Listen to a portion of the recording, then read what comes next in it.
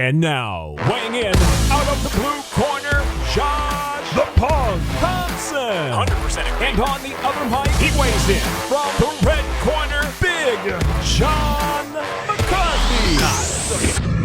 Daylight savings time, back to normal. Taking an hour away from us. What the hell? I don't. What happened? We voted to get rid of this nonsense, and then they approved it, and they never did. And this is lame. I need to go back to the other time. Yeah, I don't know. Yeah. Anyways, no, but keep it at this one. You like this one? I don't mind this one either. I like when it stays light longer. Oh, okay.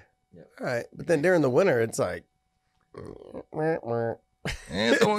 it's okay. In the winter, we're always. It's like, I don't need it to be light in the morning. I'm okay getting up in the dark. No problem. I kind of need it to be light in the morning. That's my only problem. Come on. Are you getting up when the sun's up? Or are you up usually before? A little bit before. See? Usually a little bit before, yeah. Doesn't matter then. Yeah. Doesn't matter. Yeah. I like kind of like on the days that I don't have to do anything, like when I don't have to work. Like I like to just kind of like look outside, see my windows open, see that the sun's kind of peeping through a little bit. Kind of gets me going like in a good mood kind of way. I don't know. Maybe, I don't know. You know, that's how I feel. That's just how I feel. Good. You look like you're about to say lame. You need this. Dude, I need this. I get depressed when I don't have sun. I got to have sun. Yeah, I can't. There's no way I can live in Seattle. Everyone's got their thing. Yeah. Oh, I couldn't do that. Man, all that.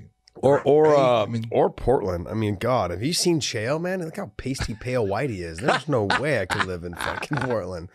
God. Like, does the sun ever come out where you live, bro? Come on, no. Chael, I love you, brother. I love you.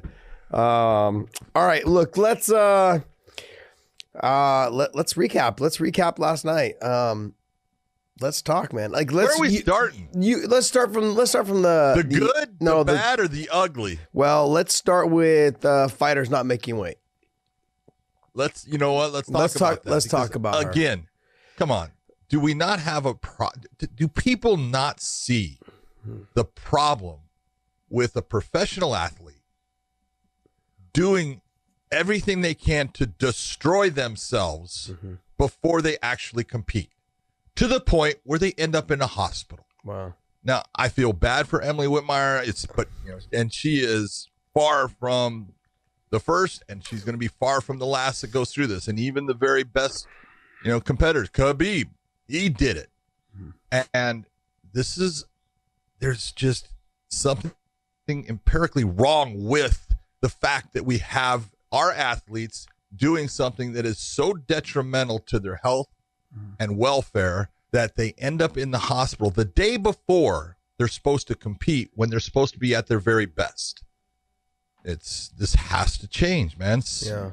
The UFC, Bellator, ONE, all of them, they've got to do something to stop this ridiculous weight cutting issue and make it to where their athletes are absolutely in their best form for that fight, not destroying themselves to get to a certain weight, then to come up and try to be in a good form.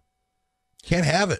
All right, someone's going to die. Josh, someone's going to die. I'm all on your side. I'm all on your side. Okay. Hey, I brought you over. The problem is all I hear, John, I'm going to get on you a little bit. All I hear is this. See this? I'm just flapping the fingers. I want to hear solutions. Give me a solution on how we can do this to make sure that fighters stay healthy. And the other thing too is you have to look at it. Costs money for the commissions to do it. It costs money for the promotions to do it. It's going to be a little bit more of a pay. Obviously, in the beginning, it's going to be a pain in the ass because anytime you start something new, it's a pain in the ass. But change hurts. What do you do? For me, I feel like every 10 pounds. I think every 10 pounds you have a weight class up until you hit 195. That will help a little bit because that 15 pound weight cut or whatever, in that middle there, 20. Sometimes 20. Then at least there's a weight class every 10 pounds. There's no reason you shouldn't be fucking fighting at your weight. Those weight classes are there. It's just the promoters have to use them. Yeah. The weight classes are already there. There's a 165 pound weight class. There's a 175 pound weight class. There's a 195. Okay, so it's there. So that's done. Next. Come on, what's next? Well, how do you implement it? That's what I need to hear solutions. I got to hear solutions. How do we tell the fighters? How do you get the fighters to do it? How do you get the fighters to do it if their weight classes are every 10 pounds? Or if it's very once simple. They're already 10 pounds. You tell a fighter that you are going to be tested.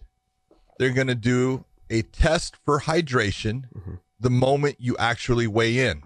And if you're dehydrated, you cannot be weighed in. That's not reasonable, John. You cannot. No, that's totally reasonable. You cannot. You want to end this. Hold on. If you are a promoter, you cannot you want to bank. end this ridiculous weight cutting. You cannot bank your promotion fighters on that. You cannot bank money and promotion on that. There's just hold on. You just said what's the answer? I said it's got to work.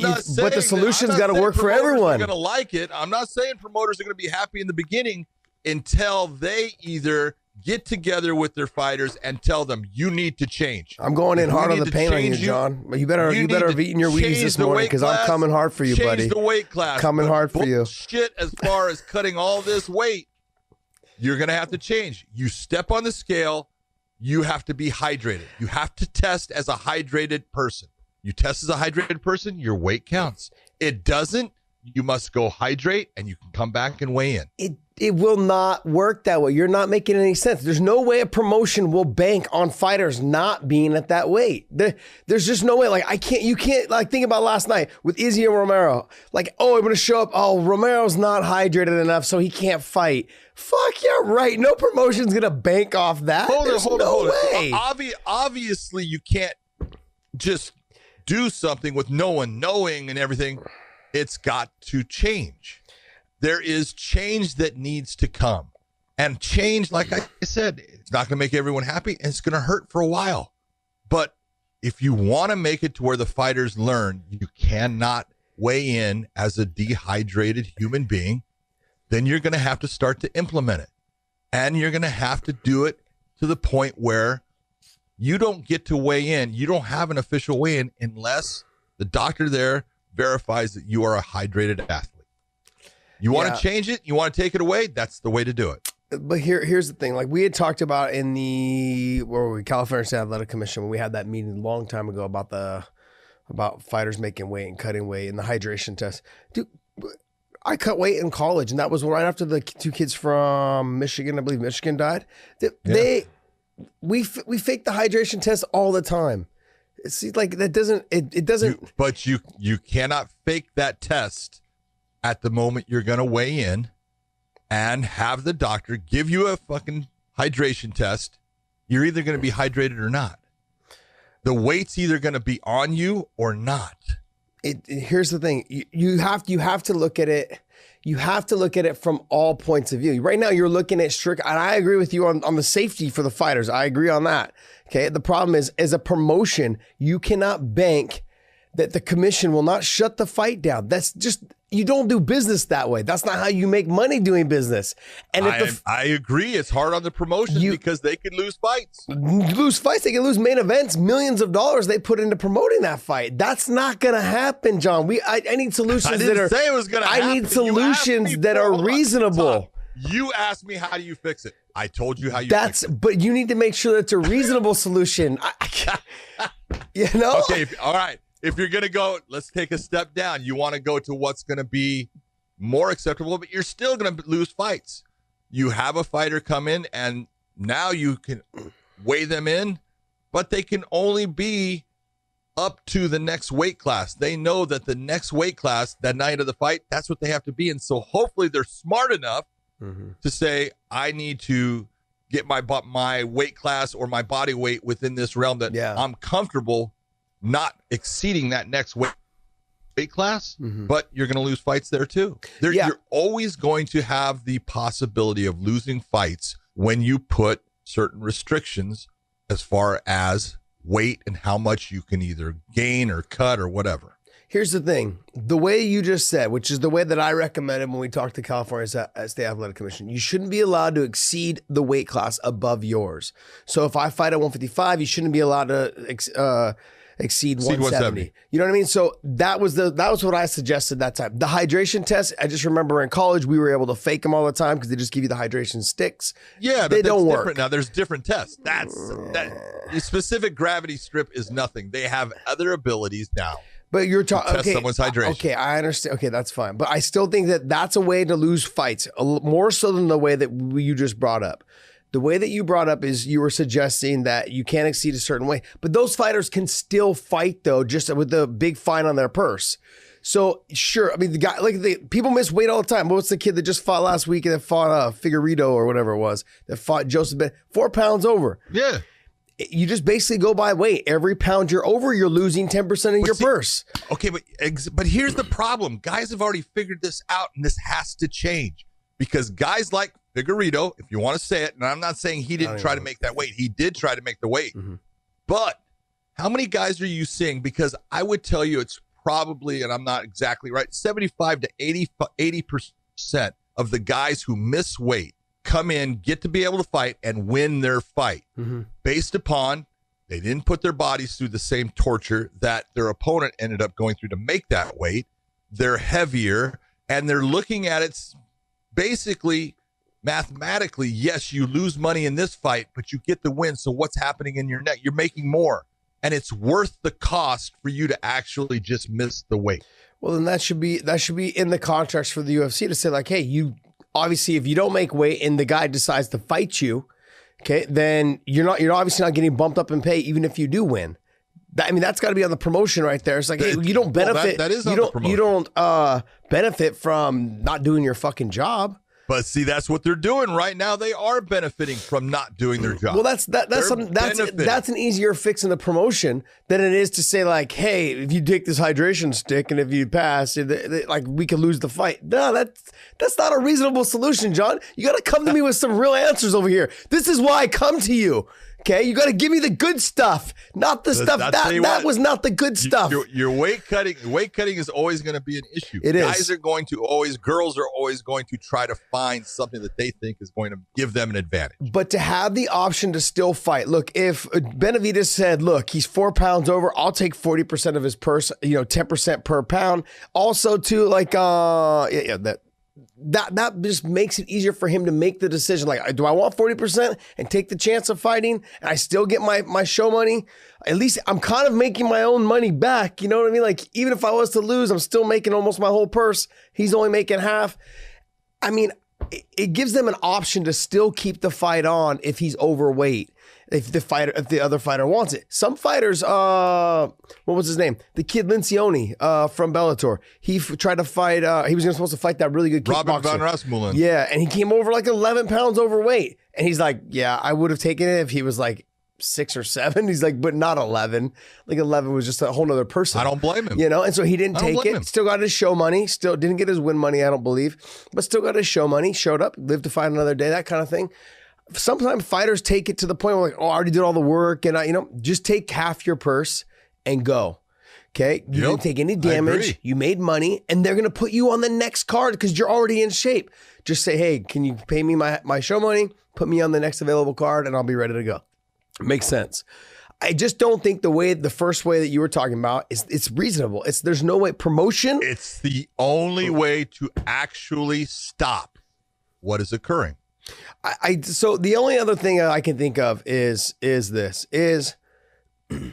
you can weigh all the fighters for, say, like, in the beginning of their camp and weigh them again when they like midway through, and that's the only way I think, as long as you can keep the regulation and see exactly what they weigh from the beginning of the camp and then when they diet it down and what they actually weigh, say, the 2 weeks before. That's kind of their real weight. That week and a half to 2 weeks before, they're ripped and they're shredded. They're on track. You're not going to get in any better shape in the last 10 days or 9 days or whatever. That's your weight class, whatever that weight class is. So that they haven't even started cutting weight.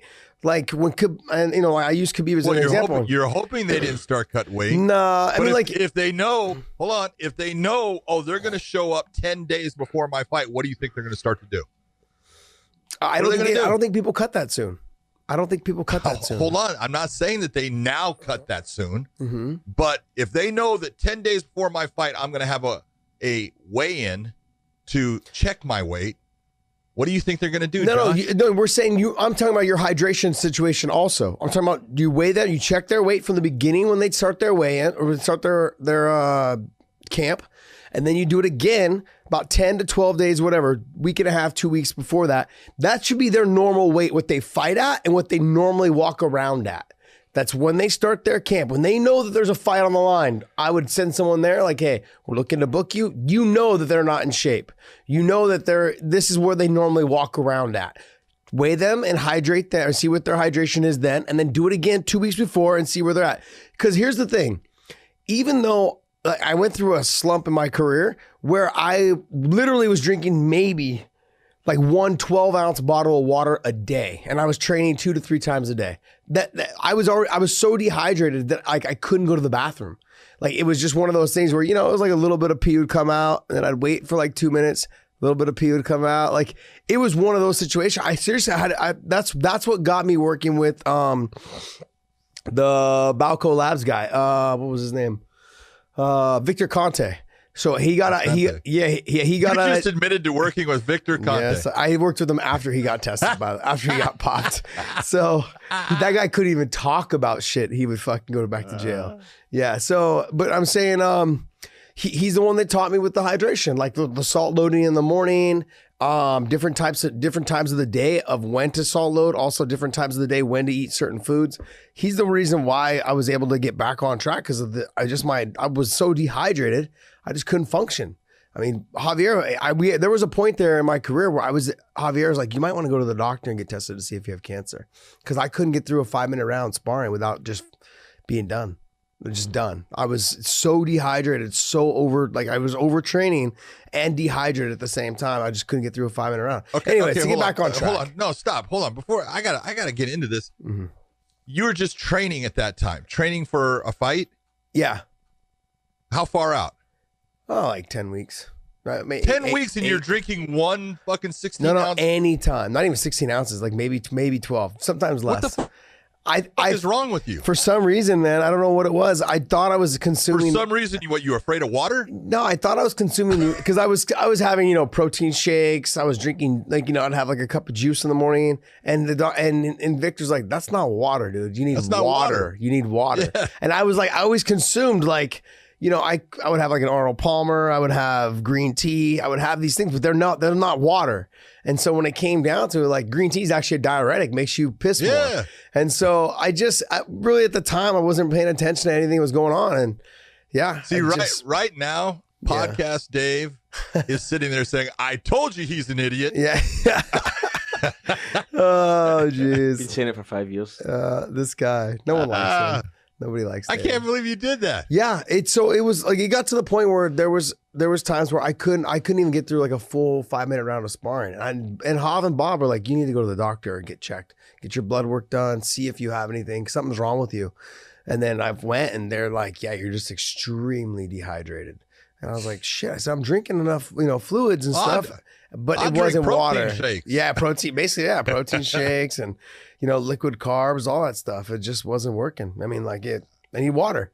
Anyways, my thought process is you check their weight, say, whenever their fight is announced, right there on the spot, you got to check their weight, have them do a hydration test. You do it again, let's say, 10 days before they come to Vegas or wherever the fight is. And that is their weight. To do. Hold on. It's hard to do what you're saying based upon where are these fighters at?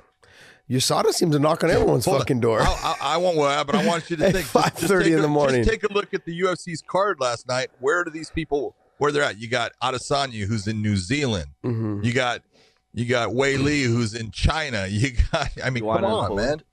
Yeah, well, she's in Florida. But, you got people from, all over to sit there and say, oh, we're going to weigh you in and do a specific strip gravity test as far for dehydration. The amount of money in logistics. They would still lose amount of money the way you're talking. They're going to lose money on main events.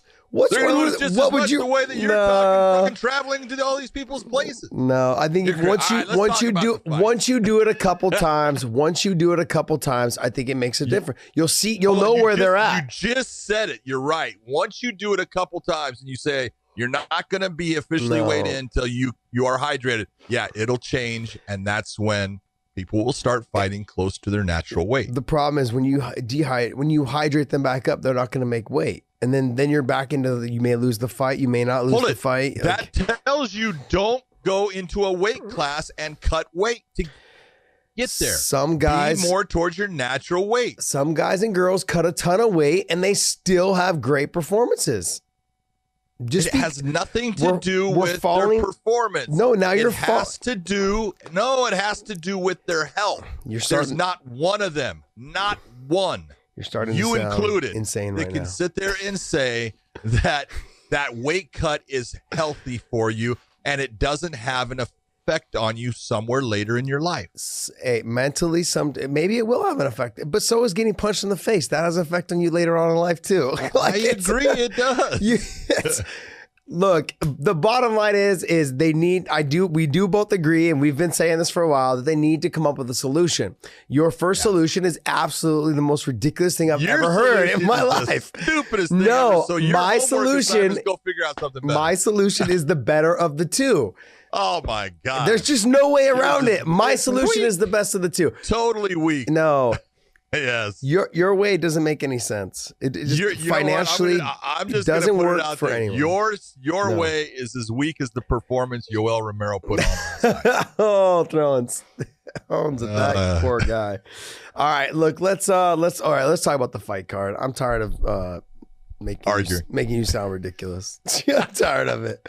Okay, so all right, which fight? Let's talk about what fight was on. There was a what fight was there was some good. How about there was some Sean O'Malley came back from a 2-year layoff. Yes. Damn, he looked good. He looked fast. He looked smooth. Yep. He looked good. I won some money on that fight. Yeah. I won some money on that fight. I thought he looked great, man. I thought he looked absolutely dominant. Everything he needed to do. I was concerned about the ring rust. He was very accurate. I like how when he came out with the little side kick to the thigh, that little, to the knee of the thigh. I really like that because that lets you, for me, like when I was fighting, I used my push kick a lot in the very beginning. It was like more of my range finder and it kept me away from getting hit, like in the face anyways. It kept my distance really well. And it establishes the distance for you that guy has to respect. Yep. And it kind of lets the fight develop a little bit in front of you as well. It lets you ease into coming back after a long layoff like that. He looked great. Everything about him looked great. I hopefully we see him a lot more. Why? I have a question. Maybe why was he off for so long? There was multiples in there. He had, you cannot test for marijuana during that window of the fight, no matter, it's the 24-hour window. So you figure if your fight is, we'll say at 8:00 at night. Yeah. That means they have that 12 hours before it, 12 hours after it, that you cannot reach that certain number. Now the numbers have changed both in WADA and USADA. They have now changed the actual number of what's allowable, which is smart. But when he was popped, it was at a different number. And so, he didn't, nothing. I always look at it and it's like, dude, marijuana does not help you fight. It helps you as far as inflammation. I do believe it helps with that for fighters, but that's not performance enhancing. Well, I mean, if you have anxiety, it could help you handle with the pressure of the fight a little bit more. I'm just really just trying to pick a fight with you right now. That's not changing your performance. Yeah. I mean, it's hard for me to argue a case against something like that. He really, it sucks. And I think eventually, like you see the NFL players and baseball players and basketball players, I mean, they all have talked about how they use it after games, especially when they're sore. It helps a lot better. And so you're definitely not getting addicted to it. There's no addiction percentage from what I understand and what I've read. It definitely helps with your ability to recover. And you don't have that hangover and you don't have that addiction like Oxycontin and Vicodins and those things. Those are okay because those are a prescription. Yeah, those are running rampant through our fucking US, just destroying people's lives. Yeah, I mean, I just wasn't sure if there was something else. I felt like there was something else. I heard about the testing, but I also heard that I thought there was like some other family stuff or emotional stuff going on with him that he just couldn't get back and get into a camp. But he looked fucking absolutely phenomenal, and I hope he stays busy and and he stays relevant, because I don't know yet. I haven't seen enough of him to say that he can be a world champion, but I feel like he can be right up there in that talk and that conversation at one. He can definitely give some people some nightmares as far as trying to get to that championship if he's not that guy. Mm-hmm. The thing about him is not only he fights beautifully, and he's a personality, man. He's a different duck. I love the big old poof hair and the freaking glasses he wears. He looks like he's from the 60s, man. He's a throwback, but he's awesome. It was so funny. He did something his last fight, and Nate Diaz says something about him on Twitter. And I remember he replied to Nate, "Bro, I'm a huge fan." And Nate talks shit about him on Twitter. And he writes back, "Hey man, it's cool that you watched my fight." He's like, "But bro, I'm a big fan, man. Why you gotta say that about me?" It was something along those lines. So nice, so humble. I was like, this is a cool kid. What a good kid, man. It was cool. Anyways, I know I just went off on a little tandem there, but anyway, I thought he was phenomenal. I thought he did a great job. He dictated the pace of the fight. I wanted to know how he would react his first couple times getting hit. That kind of concerned me a little bit, because after you've been out for 2 years, it kind of, you don't know, you got to fight, and training is completely different. So the speed of the fight is a lot faster. Majority of people don't really spar or work with little MMA gloves when they're training. Very rarely, mainly spar with 16-ounce gloves. I mean, a lot of us do at AKA. So I would imagine I see a lot of the other guys do it as well at some of the other camps.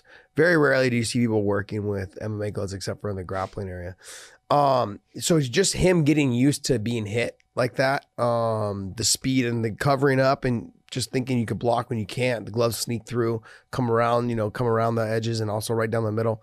So I was expecting to see him control and dictate the pace, which he did. And I want to see how he looked as soon as he got hit. Did it shock him? Did he want to stay away from them? No, he just went through the motions. He did everything that he was supposed to do. He looked very dominant. And I can't really say a whole lot because the fight wasn't that long, but I thought all the things that he did he showed a very good performance. Very good. And the way he finished it, because the one shot kind of looked like it clubbed Quintero, but the kick, this is when a guy tries to block with one hand. Kick went right through it, and you could see it damaged him, hurt him bad. Then he comes in, another shot, puts him down, little hammer fist. But I thought very impressive coming back, especially off of that layoff. Yeah, really good performance. Yeah. Gerald Meashart, he freaking looked fantastic. Yes, too. That was a beautiful. I guess it's a submission win because he got the rear naked choke, but it was on the feet that fight was played out on, and really impressive because the guy he's fighting is faster and probably more power on him, but definitely didn't have the range.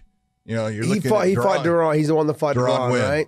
So yeah. Duran and I train together. I know Duran from AKA, and he's one of DC's closest friends. I'm gonna put him in the same category as Yoel Romero. You got all this wrestling, and you don't use it. He got the takedown in the first round. He got the takedown in the first round. Dude, that was a beautiful trip. Yeah, but he stood up and just was beautiful. It just stands up. I was like, "What are you doing?" Now, you got to understand, he's respecting the ground game of Meashart. He is. He's respecting it. I get it, okay. but he's feeling that I'm faster, I'm more powerful on my feet, and I think I can get through that range and I can hurt him. But I was surprised when he just got up and let him come back up on his feet. Yeah, you got to at least try to win some seconds and some minutes in that round to do that. That would have given you for sure. I think that was the first round. Would have given you the first round. I mean, it showed the lack. I mean, here he is. Now he's 6-2, but he was 6-1 last night. Fight IQ. You got to understand the game, And if you're so concerned about not going to that position on the ground, it drives me crazy, man. You got to spend maybe more time in the gym. Just get a little, spend more time just refining and getting ready for guys like that. Here's the thing. Where does he go? UFC cut him? I mean, that's 2 losses in a row. He didn't, honestly, he looked better, but he's still gassed out. like he did in this the last time he fought. He got tired. Different mindset. Didn't make weight round. He was tired. Didn't make weight last time. This time he made weight. I felt like he looked better. I felt like he looked good. He looked a little bit fresher, I thought, in the second round than he did, obviously, the last fight. He had some good moments in the third. Remember, he rocked, what's his name, Mishart? He rocked him in the third, sure. but then no sense of urgency. I was like, dude, you had him rocked. Get after him. At least put pressure. Make him react to something. But he just didn't have it in him. Didn't have the gas tank in him. Nope. And I'm just like, man. I don't know. I mean, I could see them giving him, excuse me. I could see them. I know. There. 5 o'clock in the morning. It's a thing called when someone yawns and you see them yawn and you yawn after them, it means that you're a sympathetic person. Obviously you're not, but I'm not at all, dude. Dave didn't yawn either. You get 2 peas in a pot over here. See? Yeah. That's why I love Podcast Dave. Yeah. Come on, man. Nobody really loves Podcast Dave. Just not lazy like you. No, nobody really loves. The only time I don't love him is when he's got that dumb WWE belt. Oh, geez. I'm going to have that tonight. Yeah, this guy. What a nut. There's a show tonight. Oh, there is? Yeah. There's a show Gonna walk tonight? around You're in my going to belt. walk around with just no underwear, huh? No underwear, just my belt. Jeez. Jeez. That's good because when you have to, you can just put the belt on the ground and piss on it. Yeah, right? Oh. Oh, jeez. It's embarrassing to think that a grown man has one of those. Why is it embarrassing? It's embarrassing? Just because you never had one? No, you're right. I never wanted one. Strike Force doesn't really count, does it? Oh, wow. I have a real one. I do have a real one.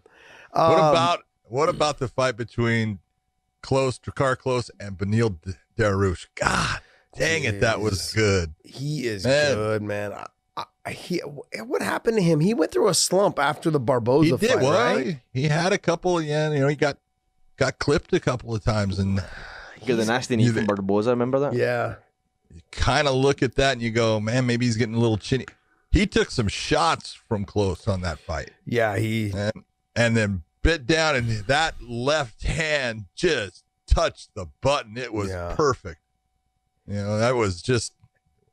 Yeah, I've known him since the beginning of his career. He's out of been living in California for a long time. Just a great guy. As a blue belt, used to come to my tournaments and compete. And he's so good. Yeah, his ground game is outstanding. People don't give him credit. And he's got really good wrestling. He just doesn't look like it. I honestly got to tell you, man. Like we were talking about it last night, and I was like, he looks like one of those guys. It's like your accountant. Yeah, exactly. I was thinking like one of those guys that has like a business suit on with like the salt and pepper hair, kind of just That's it. He looks. Yeah, he's a CPA, man. Yeah, it's very true. It's very true. Know. We were just like, and then you fight. you see his body, and you're not ripped or anything. Like you're just whatever. But he can fucking fight. I remember he can. The first fight I ever saw of him was with Barboza, and then he lost. But that was a phenomenal fight up until the point where he lost. And I thought, I was like, dude, this kid's, I've never heard of this kid. And this kid's real. And I know he'd been fighting for a while. I had heard his name, but I'd never seen him fight. But I was very impressed with him. Did you hear Barboza wants out of his contract? Yes, I would actually want to talk to you about that. Hello. Okay. Yeah. Let's keep going with the fights. I'm sorry. Yeah, I jumped. We'll come back to that. Okay. I thought Dariush, he did everything. He did everything he was supposed to do. He got clipped a little bit. He got hurt. Yeah, he got hurt right before that. When he hit close and you saw the stanky leg dance, I was like, what?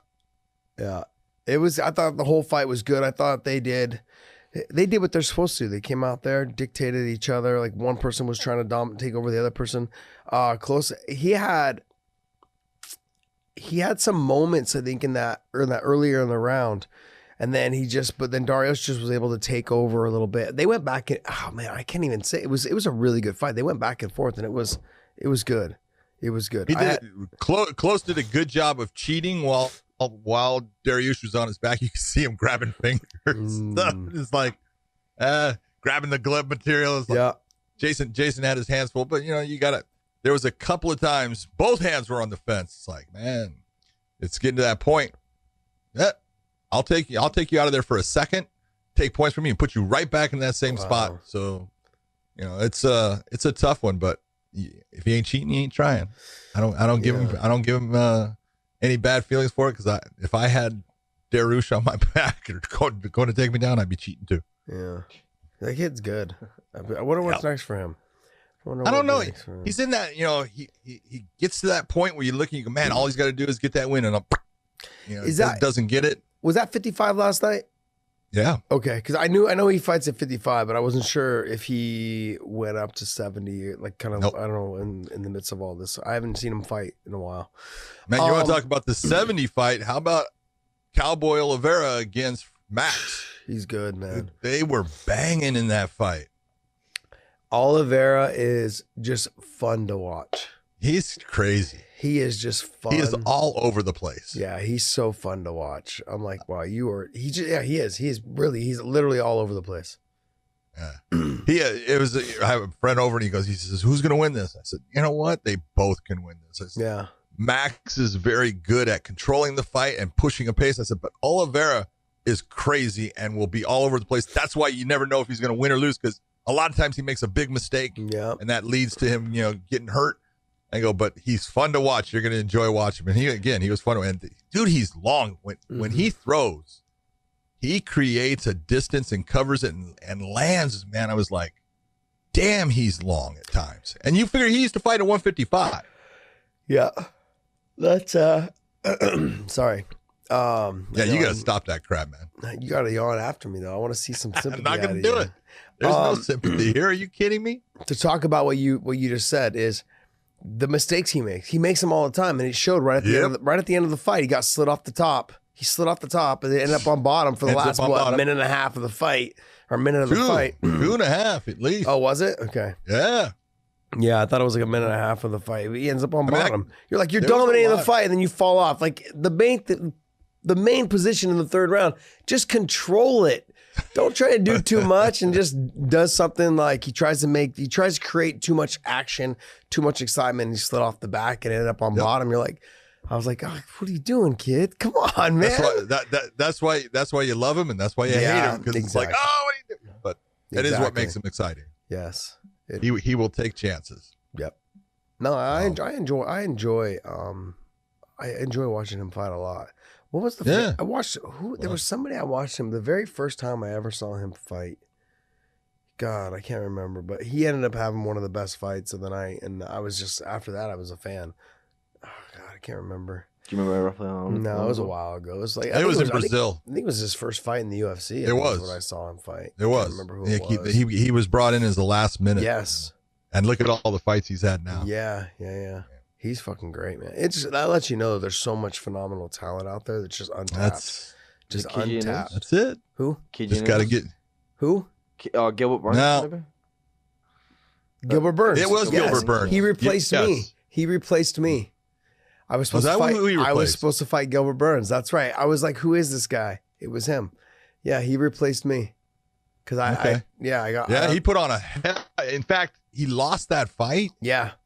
But it was close. I thought he won. Yeah, it was close. It was a close I think fight. I thought I had him winning too. It was a submission. Lost. Oh, was it submission? Armbar.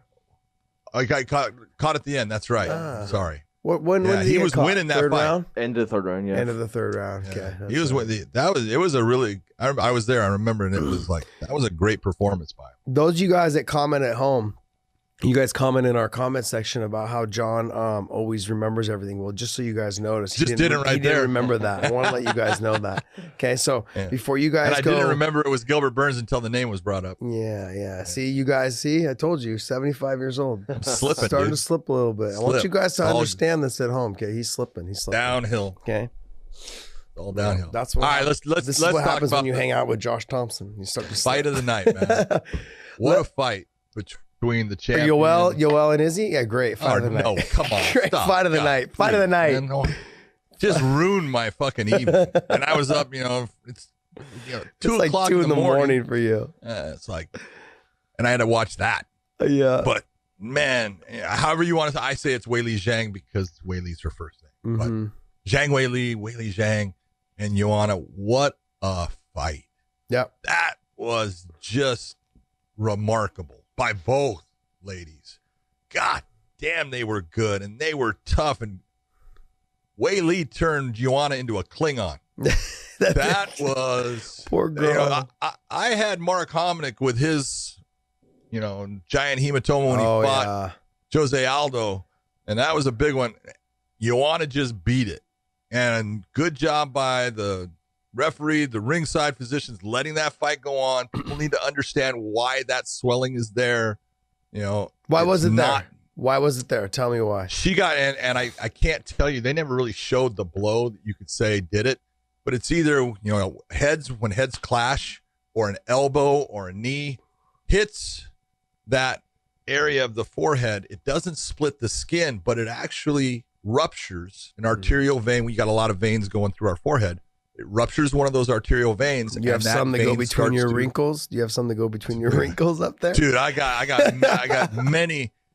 I don't have that many veins going between my wrinkles since I have so many wrinkles. Yes, you can only have so many veins. There's like 6 right there I can see. People, oh, dude, come just on, when man. you move your forehead a little bit. Yeah. I look like a fucking Shar-Pei puppy, man. Yeah, I mean, like if your forehead was a little swollen, you'd look like a Klingon also. It's all dude. I need that swelling because all these would go away. But that hairline though, baby. Woo! Look at that bad boy. It's ain't going nowhere. No. Solid. All right, sorry to interrupt. I had to make fun of you for a split second. But, so when that vein ruptures, it's going to obviously bleed under the skin, and it's going to continue to pump out until that pressure in that vein and area reaches the pressure of the heart. Then it kind of stops. But then she got hit again, and it started another one, and that kind of met up with it, and so it just got bad. Wow. But incredible performance by both. Yeah, I've had something like that happen to me a couple times. What it is, like when people throw their hooks sometimes, the knuckles hit the forehead. And so instead of where the glove is covering, just that front part of the knuckles here, for those of you guys at home that can't see, you guys are listening on iTunes. It's the front part where the fingers aren't covered by the gloves. So that knuckle where your fingers are, it bends there. Those knuckles, when people throw hooks, sometimes they don't turn it over and you hit with the knuckle, and that ends up causing that, like those hematomas. I had them all over my head when I fought Gil the second time. And I'm sure some were from punches with the gloves, but a lot of them felt like they were like just knuckles, and it hurt. It hurt real bad. It was real tender to the touch. I think you could see a little bit. I don't know if she was just embarrassed because her forehead was so swollen in her post-fight interview. Oh, yeah. But she was just like, you could tell she was like touching it because she can feel painful. It was it's so mushy painful. And it's like, yeah, it feels like, when you fall and hit your ground, you hit your head on the ground, you've got like a big bump. It feels like it's super tender like that, but all on your forehead. I get them a lot when I first start sparring again after I haven't sparred for a while. My forehead, like right where your eyebrow is, it's really tender to touch. Even with that headgear, even when you wear, I've got winning headgear. It's, fucking like $450. Still hurts. Still, like just the buildup around your eyes is it's painful to the touch. It's soft skin. Yeah, I do have soft skin. It is. Yeah, no, that's it. Dude, there's the thing. We call it soft skin because as you're training, you start and just marks. I get marks all across my face. It doesn't matter. You just breathe, go, and there's a mark. I look like when Fedor. And then as you continue and you stick with it for that couple of weeks, it starts to go away, and it doesn't happen the same. It's called tough skin.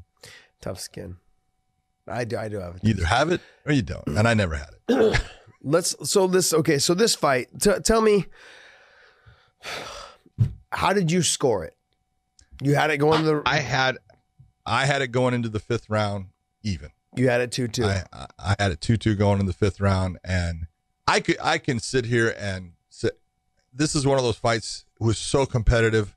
Either way it went, there's going to be people that thought Joanna won, and there's going to be people that thought that Weili won it, and both deserve to win it. And I have no problem that Weili keeps the title. I have no problem if Joanna had gotten the title, but you got to look at what Weili did overall, and we talk about damage and everything. She was damaged. She received a lot of damage on that leg. Her face was swollen badly. But I was so impressed with a person that had never fought, into those 4th and 5th championship rounds. And I thought in the 3rd round, because if there was one round that there was no doubt who won it, it was the 3rd round. Joanna won that round. No doubt about it. easily. And there were a couple of moments you go, she's hurt, she's having problems, and she's starting to degrade. She's slowing down. And man, she came back in the 4th round and she put on a performance again. I'm like, God damn, that girl is tough. Yeah. She is incredible. And she is in incredible shape, because as you're seeing someone and they're starting to slide off of that slope, you're going, she can't hold that pace. She's having a hard time, just coming back with her counters. And she comes out in the 4th round and she's right back to where she was, and even actually started to improve. So great fight. Yeah, I think probably for her it was a mental edge. I think for most fighters going into those 4th and 5th rounds, it's a mental breakthrough getting through the 3rd. You get to the 3rd, you get to the 4th, you're like, when you're halfway through the 4th, you're like, shit, I only got like 7-8 minutes left in this fight. Like, I can do it. There is that mental breakthrough. Like when you get to the end of the 3rd, you're not used to. You would know. You're used to thinking that the fight's over. I'm done. No, you got 2 more rounds. So then. Yeah. In a championship fight, they're already stressing a little bit about the 4th round. Like, can I get through the 3rd? Oh, I got through the 3rd. Perfect. Now they're like, okay, as long as I got through the 3rd, I'm fine. I feel good. 4th and 5th, they feel good enough to go through the 4th and 5th. But there is some mental barriers there in that beginning, especially if you've never been past the 3rd. You're wondering, what do I got to do? Like, is it going to get worse? Is the pace going to pick up? She had no idea what to expect. Joanna's been there countless times. And I bet Joanna was thinking, I'm going to get her in the 4th and 5th. I'm going to get her in the 4th and 5th, especially after the 3rd round. Yeah. She's thinking to herself, I got this shit. And then Weili came out and just had a good performance up until then. Like, I thought it was close. You and I was texting you. I was like, who do you have right now? I could have seen it going 4-1 towards Weili. I think I had it 4-1, her losing the 3rd, like you said, but I think I had it 4-1. Or 3-1, sorry. 3-1 going into the 5th. So it just was one of those, I was more like caught myself fucking just watching the fight. Like I was enjoying it. I was like, this is such a good fight that I stopped I stopped worrying about who was dictating what and who was putting the pressure, who was landing the cleaner shots. I was like, oh shit, she got hit. Oh shit, he hit her back. Oh shit. I was like on the edge of my seat the whole time. So it was a good fight. They were both countering each other and landing the same shots at the same time. Yeah. It was, so fun to watch, and you got to give props to both ladies. How they stole that show. Stole it with that performance. Where do you put that fight in the best ever fights? Yes. Okay. Are we saying best ever all time or best ever female? Well, let's do both. But I say best. What I mean by best ever all time is fights that normally don't end with finishes. Like best ever in terms of like that went the distance and like great. Like when they talked about Gustafson's fight. I'll just say Gus and John Jones.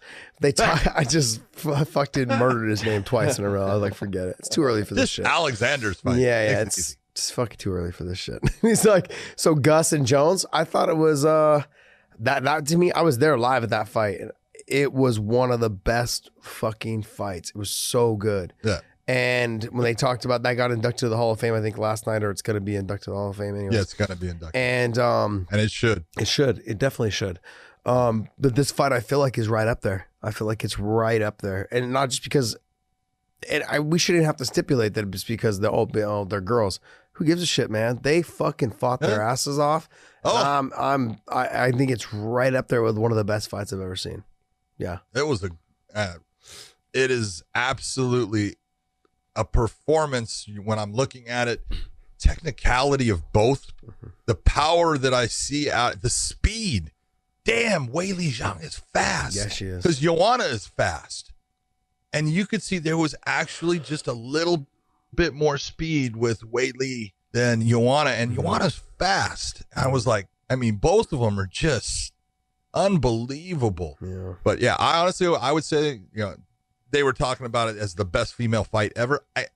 You got to categorize things and performances, especially, championship wise. I look at, Holly Holmes had her performance against Ronda. Yeah. That was a great performance there. Amanda had her performance not only against Ronda and against Cyborg. Yeah. Those are two great performances, but there's That fight is absolutely up at the top.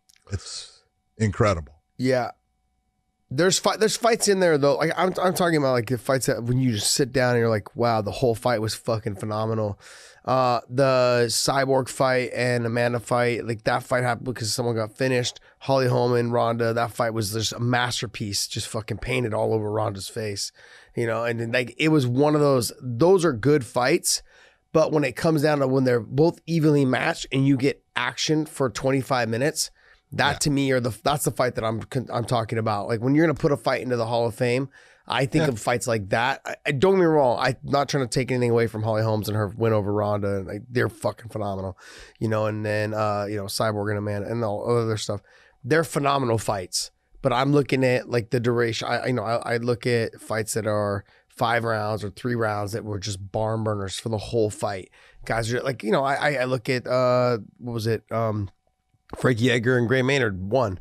I'm just like, this was a fucking just an absolute savage of a fight. You know what I mean? And so, though I look at those kind of fights, like, man, it was so good. I want to see it again, kind of fight. You know, even the, I mean, just those kind of fights is what I was looking at. So I have to sit down and think of other female fights where I was just that engulfed into it like that.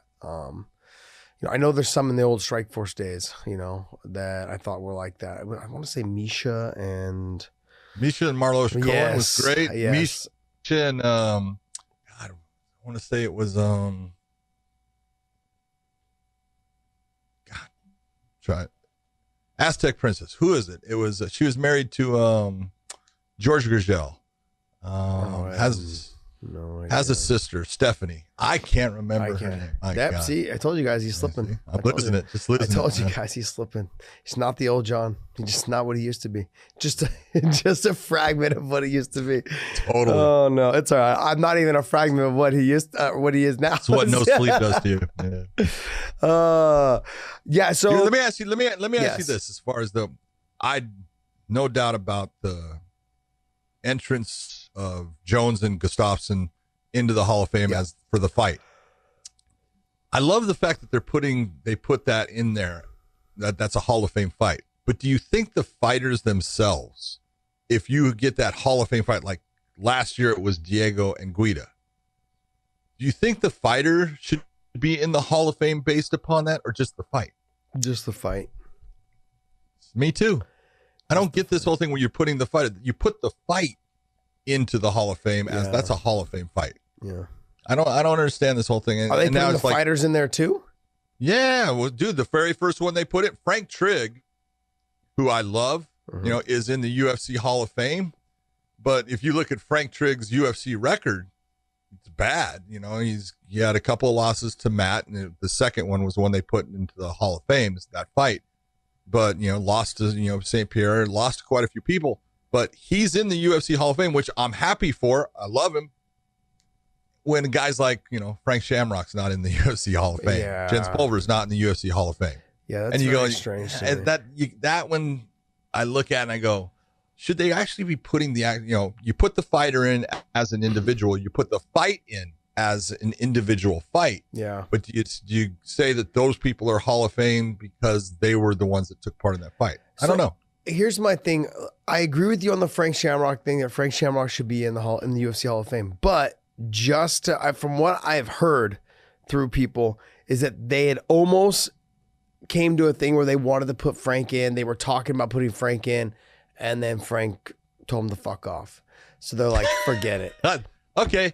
That I don't doubt. Yeah. So that's from what I'm hearing, that UFC actually had reached out to him and said, hey, we'd like to do this. Try to put you in the Hall of Fame. We obviously know you're done fighting. We want to put you in. And he basically just told him to fuck off. Okay. And so that's from what I understand. That's from what if that's true, yeah, my hat goes off to the UFC for putting it out there and trying. My hat goes off to Frank for being Frank. For having his feelings. For being Frank. Exactly. But yeah, the Jens Pulver thing baffles me. I had no idea why. None. Oh, I know why. Maybe you do. I don't know why. Come on. I don't. Do you remember Jens Pulver picking up a UFC belt and holding it over a trash can and letting it go? Yeah, I do remember that. Okay. But he left.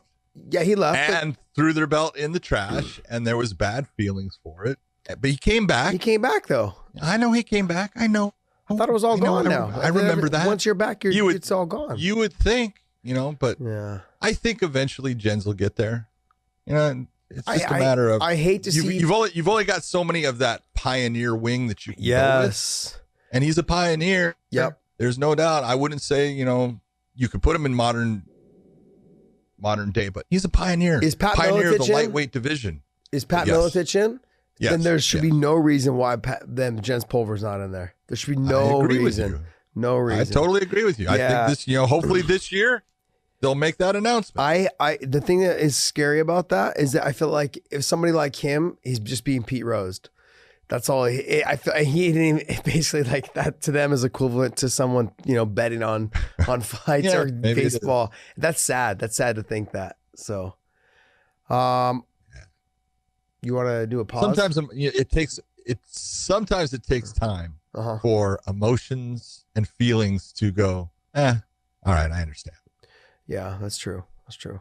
All right, let's talk about the most exciting fight of the card of the year. Of the year so far. Great performance from both guys, and there's a lot I could say. I could sit here and say a lot, but I'm gonna let you talk first. Then that would be more than that happened in the fight. Yeah, you could say a lot. Oh man, someone told me, you told me this morning that they released the cards, the fight cards. So what was the scoring? It was all 10-9s pretty much. Should have been. Let's be honest. Okay, let's go with this before you even tell me the scores there. Okay. The first round should have been 10-10. And the reason it should have been 10-10, even though I know it's not going to be. Because they both suck. Because Yoel landed that one shot. Yes. Neither guy deserved to win the round. Yeah. This is when people talk to me about, they should have 10. No, for the most part, if you have a fight and it's like you have a fight, and I heard people tell me, the first round of Weili versus Joanna should have been a 10-10. It's like, are you freaking kidding? You see all of that action going on. Yeah. You see all those things. There's a difference. You've got to see the difference. Where you have a problem scoring a fight is when they give you nothing. And what did they give? They gave the judges basically nothing. Now they had Yoel landed the one shot. You saw Izzy kind of blink in his eye, and it was because probably the corner of the glove or the knuckle kind of went in his eye.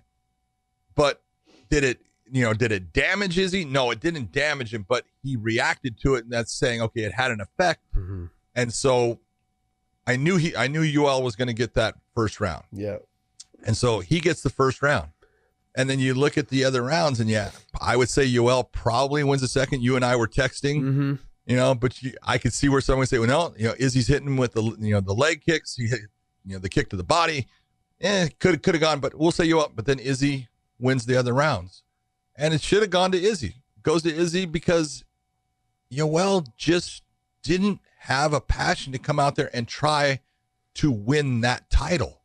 Now, I'm not saying that Izzy had a great performance, but he did exactly what he was supposed to do as far as my job is not to try to just I gotta chop this guy down. Take a look at Yoel's leg. Yoel's going to be doing the stanky freaking stiff leg walk for a while. Gangster walk. Because that was the true damage that occurred in that fight overall, was the sustained attack of the kicks by Izzy.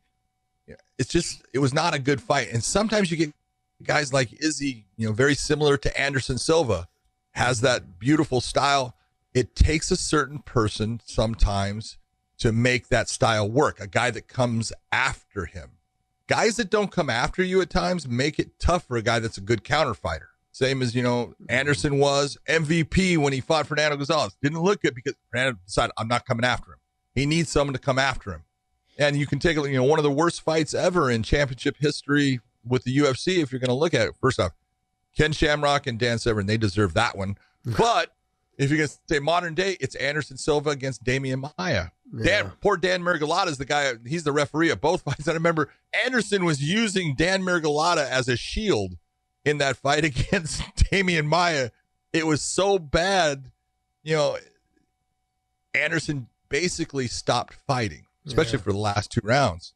And it can happen. And, it's just sometimes styles just don't match up.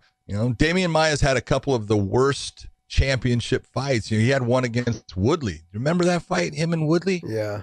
It was horrible. Now he's trying, Damien's trying, but Woodley's just shutting it down, not really going after him to try to end it. He just knows I can win these rounds, but it was just boring. Yeah. And this fight was just boring. Yeah, when you have somebody that is really good at one thing like Damien Maia, you got to be careful of the takedown. You got to be careful of just getting finished. Ben Askren fell victim to that, right? Lost the one takedown, and all of a sudden, fucking fight's over. That's what happens when you fight guys like that. Like with Yoel, you just don't want him on top of you. So exactly what you're saying. I thought what Izzy was trying to stay away from was that, and you saw it one time with Yoel. He had that one moment, kind of gets him down and goes after that crit. And hey, he can hurt you bad within a very short amount of time. Yeah. And that's what Izzy was trying to stay away from. But Yoel needed to bring that more.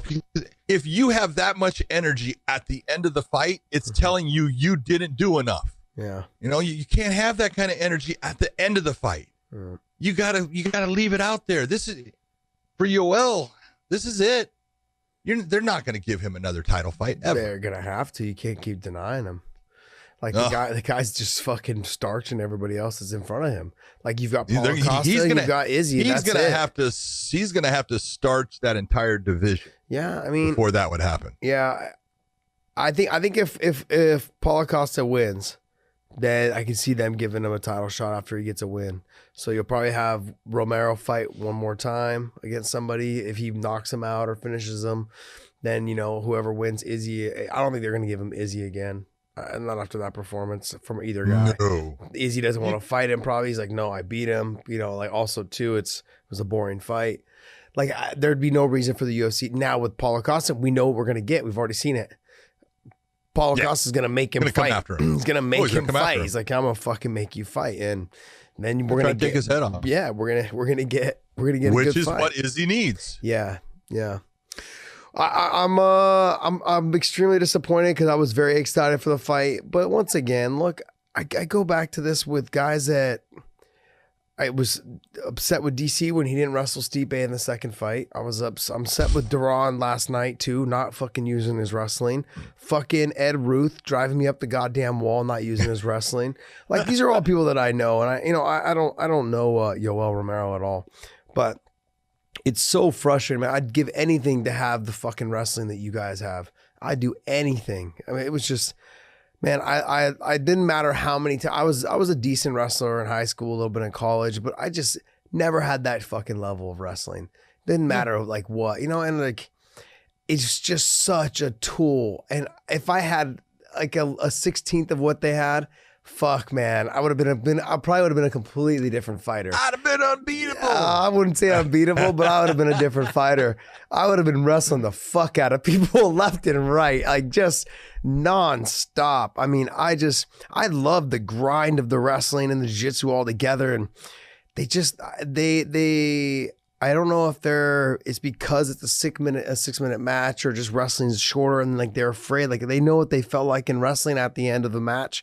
Now I got to go 15 minutes or 25 minutes. I don't want to make myself tired. We understand it makes you tired, but it's how fast you recover. And the more you wrestle, you got to remember those other people you're fighting, they can't wrestle at your level.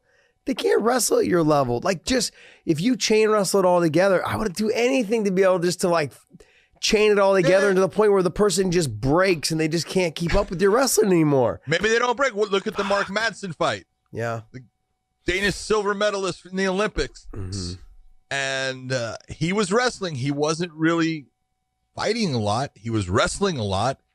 And third round, all that wrestling, he got tired. Yeah. And his opponent was coming after him. And I love the fact that, hey, this is a fight, dude. Yeah. You gotta be able to take that wrestling and meld it into moments where you are doing damage. Because he was out wrestling his opponent, completely. But you're not damaging him. And by not damaging him, if he's in shape, he's going to be able to continue to go. And in that third round, Madsen, he was in trouble at times. There was a couple. I love the fact that, his opponent was going after flying knees, trying to end it. He was trying to time the knee because you could see Madsen dropping his head when he would come in for a shoot. It was close. He, obviously he got the first 2 rounds, and obviously his opponent got the second, didn't get it 10-8. It was, not enough, but you can be a great wrestler. You have to be a great fighter. Yep. You have to be able to meld them all together.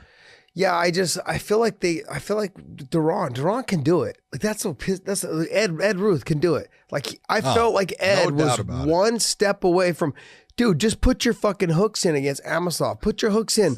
You would have won that round. That would have probably won the fight. Part of him. Gosh, he keeps, but he's going back instead of, again, meld it all. He goes back to a hip ride from wrestling. Yeah. And doesn't get that hook, and a guy that's smart says, okay, I'm going to get out of this. Yep. But it's just, but a lot of that is Duran or Ed, both of them, both at AKA. They have the people around them that are teaching them, hey, this is what you need to do. But they need to get to that point where they make it part of who they are.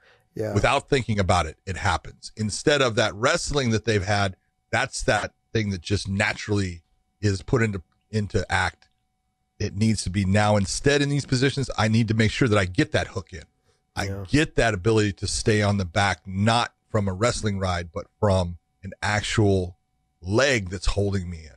But it's going to happen. They're both young in their careers. Yeah, I feel like the one that's working the most on his grappling right now at AK would be Kyle Crutchmer. He seems like he's the one that's kind of focused on. I mean, don't get me wrong, Ed does as well. You just don't see him use it in his fights. Now, Kyle's obviously a little bit more new to the Bellator scene, so after 1 or 2 fights, the wrestling may go away, and we may just see a stand-up guy, because that's kind of what happens. It's upsetting because like these guys are so good and so gifted at what they at wrestling. I hate to see them walk away from a little bit. Like, and I've told him multiple times because I've coached and cornered him a bunch of times. Is Gray Maynard. I couldn't fucking even sniff a fucking takedown on that son of a bitch fucking in the room. Pissed me off, man. I would be in so deep on him, and his fucking defense and everything was so good. He was probably I still think to this day, he was still probably one of the best wrestlers I ever wrestled against. Fuck, man, so good. Never used it in his fights. Never. Nope. Just drove me crazy, man. I just fell in love with the stand-up. Yeah, he would yell and yell. I coached him against Clay Guida, and I was fucking just, what are you doing? Wrestle, like you gotta wrestle. And he just wouldn't listen. I'm like, he was yelling back at me. He's like, man, shut the fuck up. He's like, but no, I just feel like with Romero, look, I think also too with Romero, he's 42 years old.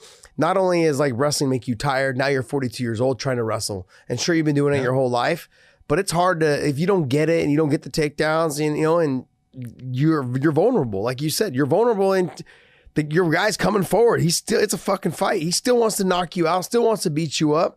He's still putting the pace on you. Even if he's not throwing anything, putting pace on people makes you tired. When it makes them tired, it makes them feel like, oh no, I can't handle it. Like they start circling, they start running more, they start using energy that they don't feel. They tense up more. That tenseness is like being in a fucking cold plunge when you're shivering and you're just using all your energy. And that's exactly what it feels like. It's like, shit, man, I'm already tired. Why am I tired? Well, because you've fucking been tense the whole time trying to stay away from somebody. So it makes a big difference. I use that like little analogy because like I remember myself a couple times sparring with guys. When I first started sparring with Frank Shamrock, he would do that to me. He was a fucking cardio king. He would just be walking me down, always making it look like he wasn't tired. I knew he was tired, but he always made it seem like he wasn't tired. He never let you know it. No, he never let me know. He just pushed, and he'd be smiling and laughing at me and just like talking shit to me. And I was like, I fucking hate you because of this, But I was so tense all the time. Even if I didn't throw any punches, I was so tense that I was. You're like every time he would flinch or put a feint or something, I'd tense up, and it just makes you tired. And it's like being in a cold plunge, like shivering the whole time, just freezing. And it exhausts you. It makes you exhausted. So at 42 years old, and sure wrestling his whole life, but it still makes you tired. And being 42, it's not the easiest to recover anymore. So, I mean, he said something about he wanted to fight till he was 50. But if you're going to fight at paces like that, UFC ain't going to let you fight much longer. No. You can't fight that pace. Come on, I just feel bad because what's that, his 4th title shot? Yep. 2 against Whitaker, right? You have 2 against Whittaker? 2 against Whittaker, Luke, and that one. Luke, he lost the ability to win the title. Oh, no, yeah. If you remember that he didn't make weight. Luke had the ability to win that interim title, and he got knocked out. Damn. Yeah.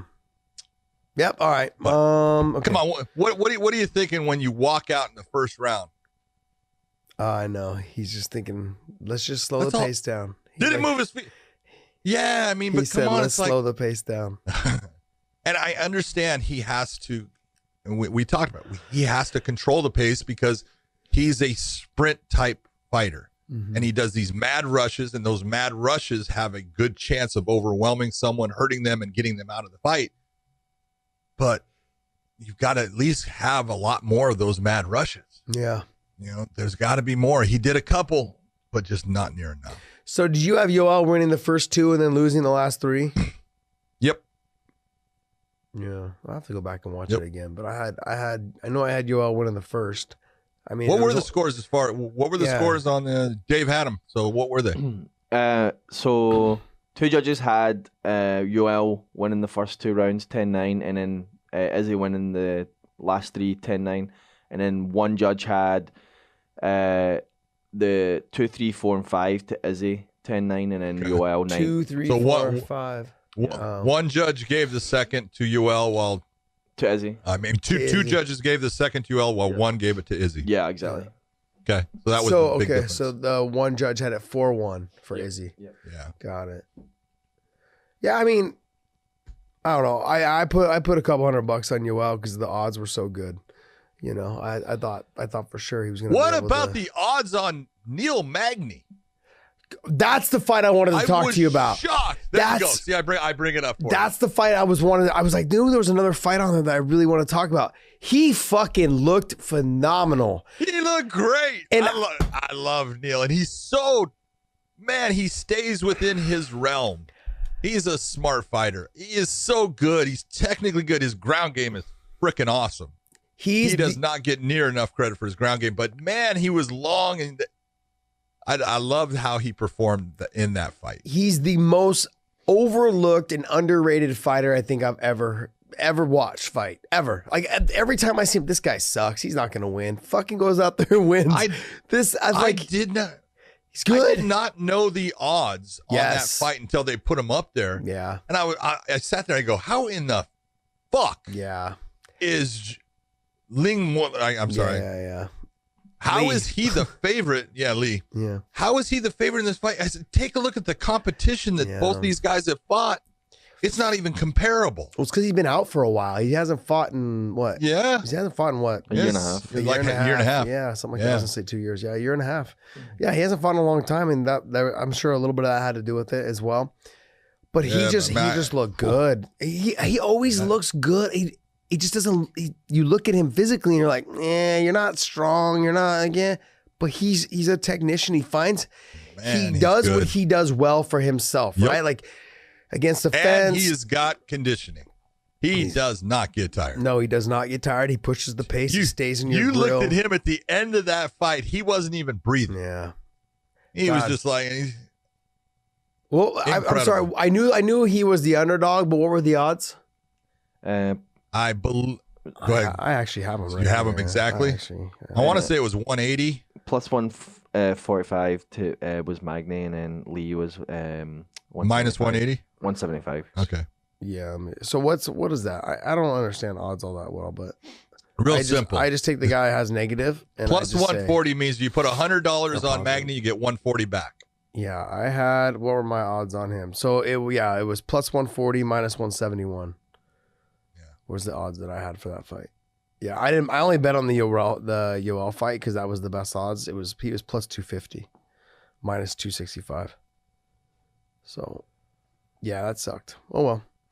I mean, I was hoping to walk away with some cash. You can't win if you don't play the game. It's just how it goes.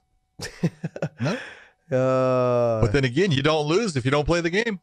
Yeah, but the upside. Giving my money away. The upside's always good. I do that all the time with my wife anyway, so why am I going to just give it to a bookie either? Oh, jeez, man. Ruthless. All right. Well, let's talk Barboza. Let's get that out of the way. Let's go. A little surprised by it.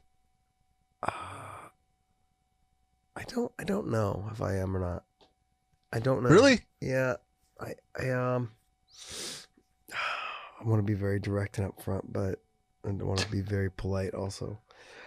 I feel like that it seems like his performance, he's good. There's no doubt about it. Dude, his stand-up is beautiful. Yeah, he's fucking amazing. But he wants to fight at 145. Yeah, I'm not too sure about that. Yeah, I'm not sure about that either. When you go from 45, now you're down, or 55, now you're at 45. I don't know. I don't know. Like, I feel like he was really good at 55 also. There's no reason for him to go to 45. He's not a small guy. I mean, he's not really super tall, but he's not a small guy. No, he's a big dude. He's big. So he's not short. Yeah, I don't. He's 5'10", 5'11". Yeah, 5'10", 5'11". Yeah. I don't know. It just, in my mind, I don't know. Yeah. I don't want to blame him. I'm not saying, I feel like it's not just him. I've heard other guys too. They try to go down to 45 or they try to go down to 35. They try to drop a weight class. It's weird to, I guess the other thing too is I get a little nervous. It's weird to hear fighters say that they want to leave the UFC. It's very rare you hear people say, Benson said it. I was very vocal about it. Like I know people talk about it. You had been outside, but guys don't do it. Yeah. Before. I'd been outside. I had already been there. I understand, it's weird to hear, especially a top guy say, yeah, I'm ready to bounce. But and again, it really doesn't mean anything. No, it doesn't. I'm being. It just, if the UFC, wants to let him go, they can do that. They have that ability, but they also they have the ability to hold on to him until he fights out those, whatever he has on his contract. So really, it's not. It's a non-issue right now. It's just the fact that he's asking for it. You're going, why are you asking for that? Yeah, it's a little strange. I don't know why. There's something's not good in the gravy. Something's not good. Yeah. It just, in my mind, I'm in like, there's something not right. I'm like, why are you leaving? Do you have a falling out with somebody there, with Dana or someone, matchmaking not really going your way? Like what's you're dropping to 45. There's something maybe not they're offering right. you fights you don't want. Yeah, there's something not right there. And there's a relationship problem, obviously. And he seemed when I read his response, it seemed very, very, very like heartfelt. Like he just said, like, hey, like my time here is done. I'm ready to move on. And I was like, that's pretty impressive, like just to think like, okay, I'm done with the UFC. I'm surprised we don't see more fighters do that. Given that like, hey, look, once you realize they're not really interested in building you anymore, then you need to move on. But everyone needs to understand it's scary. Mm-hmm. This is. When you're talking about this, you think that I need these people. I need to be part of this promotion because that's what's gotten me where I'm at and what I have, even though what you have at this point could be a whole lot because you've done really well, or maybe it's not a lot, but it's hard to say, I'm going to take a chance and go somewhere else because it's the unknown. And until you do it, you'll never know. And that's why, it's the same thing, you can't sink the shot if you don't take the shot. And you've got to believe in yourself that you have value, that you can go out. Someone is going to want to sign you and that you can go out and make a living and do well with another promotion. But when you're, under contract for that long, because he's been with the UFC a long time. It's a scary proposition. Yeah. No, it's true. I just felt like Eddie Alvarez, myself, certain guys, they're walking proof that you can make a living outside and make really good money. You guys got to remember, Jeremy Horn, he didn't fight in the UFC for the longest time because he was making more money fighting chumps every weekend, than he would have if he would have went to the UFC. And he wasn't not only fighting chumps, man. He was fighting good people. I know, but he said it himself. He's like, why? He's like, I can fight, dude off the bar stool for $10,000 every weekend, make $40,000 a month. The perfect demonstration or example of this is someone, that we talked to just recently, and we talked to him about it and said, hey man, stay where you're at. And Lance Palmer. Yes. Take a look at Lance, and people, everyone that runs into Lance or meets him, why aren't you fighting in the UFC? You need to go to the UFC. And we talked to him and said, hey, how much money are you making right now? What is important? Is it important for people to say you fight in the UFC and you to make less money, or is it important for you to make that amount of money to set your family up for the rest of your life? And he made the right decision again. He stayed with the PFL. He's won 2 of the tournaments. That's been $2 million plus in his fight bank. Plus fight purse. Exactly. Not just the million. Exactly. Yeah.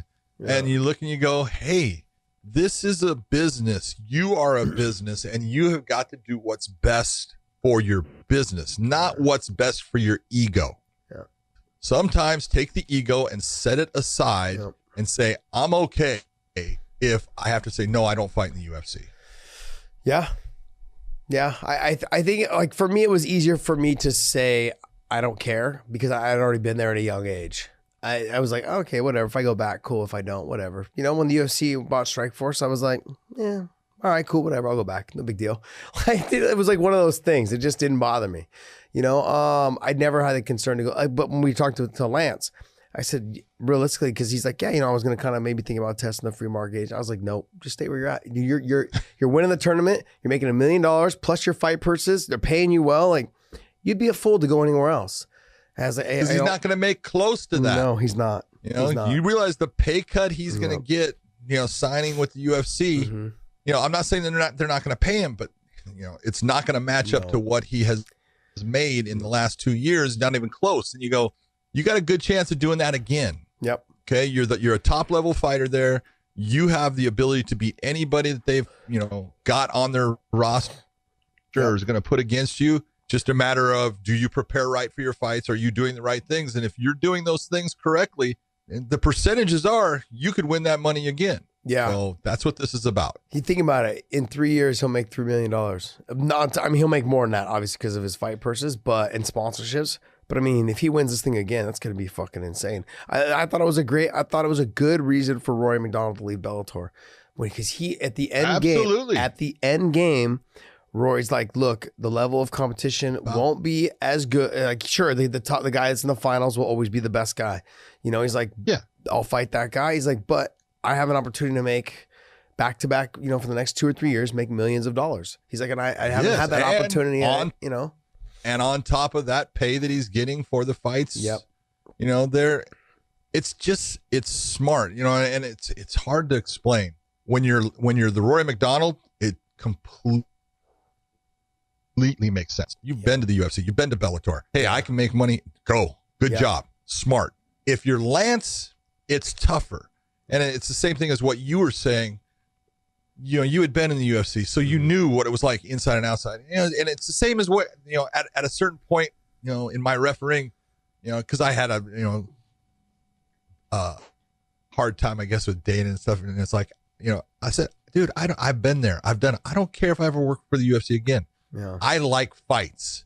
Now, I would miss the fact that I don't get to work with some of the best fighters in the world. Mm-hmm. But I'll be okay. I've been there and done that. And you've got to have that mindset of I have to be good with what I'm doing and understand I do this for, a business as a fighter. Yeah. Lance made the right call, and it's tough to make that call when you've never been there. And you do have that opportunity. You're going to have the opportunity to go and to prove, hey, I belong with the very best. I want to prove that to everyone because that's in every fighter's mind. Yeah. But to look and say, I need to be smart about this. What's the most important thing? The most important thing is during my prime to put my family in a position where we are set for life. And he's done that with the PFL. And I'm happy that he's staying with him. I think it was the right call. Yeah, I think Rory's going to end up doing the same thing. He's got, I say Rory has 2 kids now. He's 2 kids now. 2 kids now. Yeah. I thought he made the right decision. Like going there, understanding that, there's the likelihood I'll be in the finals and the opportunity to make $1 million every time he fights, it was a smart business decision, you know. And who knows how long the PFL will be around. I think their contract ends for their TV network coming up at the end of this year, and so if they re-sign, great. But I've heard that they've tried to get on like DAZN, they've tried to get on other networks, and networks haven't really been able to work with them yet and get the deal done. But I it's interesting to see if they end up signing again, you know, another TV deal. They'll be around for a while. I think the ESPN app is done with them or at the end of this year. Anyways, so who knows? We'll see. But I think that I agree. Lance and Rory and, you know, guys, anytime Eddie went to one because they fucking paid him an absolute enormous amount of money. That guy has always made the right business decision when it comes to his financials. Always. Wherever they're going to pay me the most, I'm going there. That's it. Yep. Test the free market agency every chance you get. Drive the price in the market up. You are crazy if you don't. Yep, I agree. All these guys that just like tout out to whatever promotion they're fighting for, and like no, every time test the free market agency. Every time. Like you don't have to be a douche about it. There's nothing pricky. There's no that you're not being an idiot. You're not being a dumbass. This is what's best for you and your brand and your family and whatever it is. Just test it. Like you're not saying you're going to leave. If you're shopping for a car, do you look for the best deal? Yeah, it's the same thing. Yeah. You're looking for the best deal. What's best? Yeah. As a matter of fact, you and I, we're trying to find. You and I are looking for the best producer, so we're trying to replace Podcast Dave over here. So good luck. Yeah, good luck. It should be easy work. What was the best producer. What else is there? Tony Khabib presser. Oh God! Yeah, you want to talk about this? This guy, he's been bugging. Like he was texting me. Man. Yeah, it was very cringy. I love Tony. He's got a baseball. Yeah. Why do you got the baseball? Because somebody runs. Jeez, man. Did you see Weili showed up to the weigh-ins with it? With the baseball? She showed up with the baseball at weigh-ins, at the stare down. Oh, she should have shown up with a baseball bat. Yeah. Jeez, man. Look, outside of Tony being a fucking phenomenal fighter, God, his trash talk and his is more cringy than Triple C. It is way more cringy than Triple C.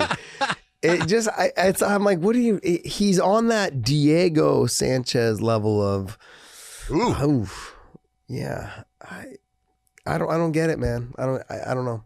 But you can't knock his talent, man. He's fucking. There was one moment in that press conference, and I don't know who the reporter was that was asking it. He's somewhere in Texas, I think, because he brought up a question about Texas afterwards. But he makes the whole thing, and I think he was trying to actually praise Tony. Yes, he was as a fighter that has had, as anybody in the human race can have mental health issues, just the same as you can have physical health issues. It's not something that you want. It's just something that's part of you, and you have to deal with it. And I think that he was trying to praise him. Tony, right? Fuck you. Yeah. Like, Tony, okay. I was trying to compliment you. He even said, "I'm trying to compliment you." Yeah, because I think he was trying to say. I think he was going to try to ask him. A guy that has had this and has worked through it and come out on top. What maybe what would you tell other people that are having these problems? Or something. I don't know, but it's like, I was like, well, I think somehow someone, because he actually, when that guy, it was almost like Tony knew who he was to a point, because the guy asked the question and you see Tony, put his hands like in respect. I'm like, and then he goes with the fight. I was like, that was completely a 180. I didn't get that part, but I hope that he's feeling good and everything is running well for him. Yeah, I don't know. Yeah, I did love the comment that Khabib made. Did you see when Khabib kicked the belt? Yeah. Did you hear what he said? No. He goes, "That belt's as fake as you." Oh, yeah. I feel that it's so fun to hear people from other countries talk shit Like we've had a lot of it. You know, Connor, he started it all with his Connor's Irish accent. And it's the way he got says Khabib. it. That's the whole thing. You bring me your chicken. Bring me your chicken. You know, like you're this number one bullshit. These are things that are funny. Weili against Joanna. Shut up. It was fucking, it was so, the whole crowd went crazy. It was shut up. It was so good, man. It's just something to do with the accents. We're not used to hearing it. And I actually just love it. I love hearing other people talk shit. Yeah.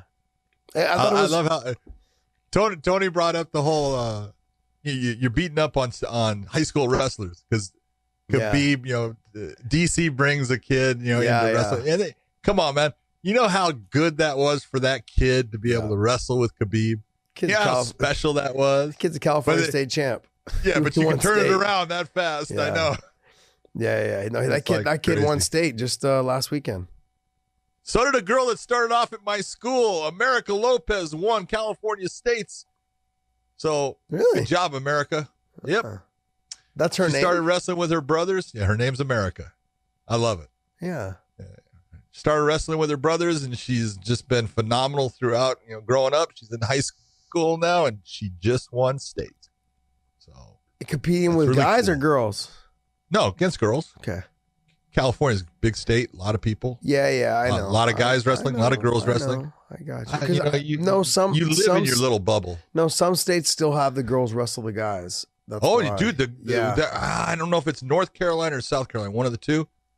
Girl just won states in the boys division. Interesting. I can Crazy see Frank good. Mir. I watched her match. I can see Frank Mir's daughter do it. Yeah, Isabella. She's good, man. Bella's good. Smashing fools. Yep. Dude, the first time Frank ever showed me her wrestling, she goes and she gets behind, suplexes this kid. He works his way to his feet, 4 suplexes in a row to a pin. I go, oh man, that's just horrible. That's like, I'd love to see her do that shit to podcast, Dave. Fucking great. She's got the talent. She'd fuck to do podcast Dave up. Oh, dude. Next time, you know what? How are you doing that to Dave? I would be so How are you doing that? He's just mad because I came in here a couple of weeks ago and choked him out on the mats. Gosh, man, this guy. And he was embarrassed in front of his whole class. I'd embarrassed in front of his whole class. I can understand. Because everyone was looking and saying, who the fuck is that guy? Who the fuck is this guy? This guy. God, man. All right, so we're going to talk Bellator real quick. We'll talk Patricio Pitbull versus Pedro Cavallo. Pedro Cavallo. We just had this. Dude, this is what happens when you get hit in the head a lot. You guys. We're going to talk. I don't know. Yeah. We're going to talk. Yeah. I keep thinking for some reason, I keep Daniel Weichel and Pedro Cavallo. I don't know why. I'm in the middle of all this. Anyways. Look, man, my brain is not what it used to be. I want you guys to understand that. Don't hold it against me.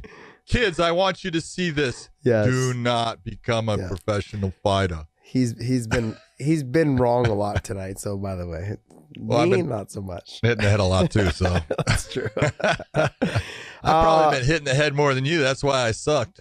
Emmanuel Sanchez versus Daniel Weichel, and then you've got Pedro Cavallo versus Patricio Pitbull. Pitbull. So, I'm excited for the main event, obviously, because Patricio. I'm a big fan of Patricio. I think Cavallo brings all the things that you want to hear someone say they're gonna do. He brings that actually to the table. He says, "I'm gonna drag him into deep waters. I'm gonna make him fight at a pace that he can't keep up with." Saying something. That is something that people have tried to do. Emmanuel Sanchez tried to do it. Emmanuel Sanchez tried to do it, and he was having some success in those later rounds, but it wasn't enough. Pedro Cavallo, I think, is going to have a hard time. I think he's underestimating how hard it is going to be to get him down to the ground. He's not going to be able to get Patricio to the ground. I don't think. You get that look. Like, what's the look for? Yeah. You're taking a look, and I really love Pedro as a fighter. Yeah. I was one of the first ones that started talking about him when he first came in, and I knew I had watched him fight once before, and I said, hey, this guy's actually really good. Mm-hmm. And he's only gotten a whole lot better because he hadn't fought for a while. And his first fight in Bellator was against Daniel Crawford. Mm-hmm. And Daniel Crawford is a stud. From England, he was 10-1, I believe, at the time that he fought Pedro. And Pedro and him had a great fight, but Pedro definitely won that fight. I think it ended as a split, but it never should have. Pedro definitely won the fight. Then went on, moved up in weight just to get a fight because he couldn't get fights at 145, moves up to 155, just smokes his next opponent, smokes Derek Campos, just puts on some great performances. Then he goes out and his fight against Sam Sicilia, he just dominated the actual action of that. Sam had a couple little moments, but once he got the back, he didn't even choke him. It was a face crank, crushed his jaw. He's good everywhere, and he is very good at pushing the pace. But he's facing a guy who's very good at making people who push the pace not be able to push the pace. And he's facing a guy who is so physically strong and powerful with his hands and good on the ground and has a nasty freaking guillotine that when a guy goes for the takedown, you better be careful where you put your head. He's facing a guy that is the cream of the crop. And to get that win, you're going to have not only the performance of your life, but all the things are going to have to line up. You cannot make mistakes in this fight. Can he do it? Yes. Will he do it? We will see. Yeah. Yeah, he is. How can I put this? He made Sam Sicilia tried so hard to push, get into his grill, try to dictate the pace of the fight right away. He gassed himself out, and Pedro Cavallo just hung out. He just was relaxed and calm and composed the whole time. And you just saw Sam's meter, his little power meter on the top of a video game, just start going down. It was like doo doo doo doo doo. And next thing you know, he's just gassed out. He had no answer. And then Pedro Cavallo just started putting the moves on him.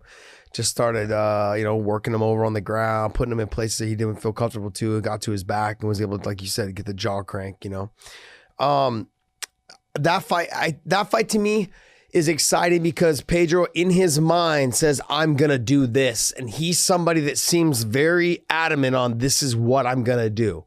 He believes. Yeah, and he should. He should believe. He has a reason to believe in himself. Yeah, look how good he is.